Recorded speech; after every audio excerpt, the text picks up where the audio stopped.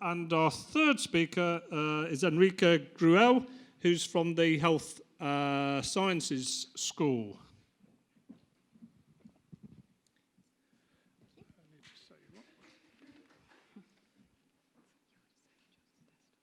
On the desktop there, it's this one.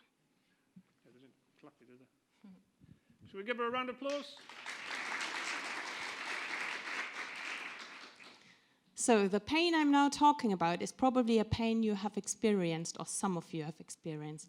So please raise your hand if you've ever experienced knee pain behind your kneecap after running, jumping, hopping, kneeling, or just after sitting prolonged in knee flexion.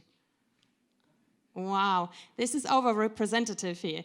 But we talk about a pain which is actually represented in 20% of the general population and is a common overuse knee injury in young and healthy adults. But although it is such a common overuse knee injury, studies revealed that 30 to 40% of the general population with this pain suffer from persistent complaints, which indicates that the current treatment does not prevent the chronicity of the symptom. And this raises the question, do we understand this symptom enough to be able to treat it successfully? So I was interested in what is known about the underlying pathology of this symptom. And that's why it's important to know the kneecap is actually a loose movable bone in front of your knee and fully stabilized and controlled by muscles. And that's why I carried out a systematic review on muscular dysfunction in these patients.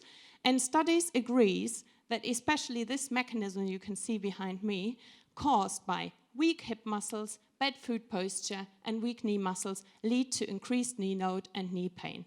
But wait, weak knee muscles?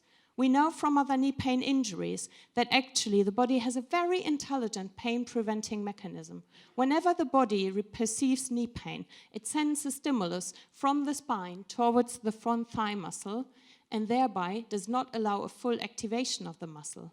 If you now ask such an inhibited, this is called inhibition, and if you now ask a patient with such an inhibited muscle to contract the muscle as much as possible, it will seem weak, but not because the muscle is weak, it is because the muscle is not fully activated. And as you can imagine, a not fully activated muscle requires a totally different treatment than a fully activated but weak muscle. And to date, studies say that actually these patients need strength training, but nobody investigated, are these patients really weak or are they inhibited? And this is what I want to investigate. And if you raised your hand in the beginning, please feel free to contact me and become a participant for my study. Thank you.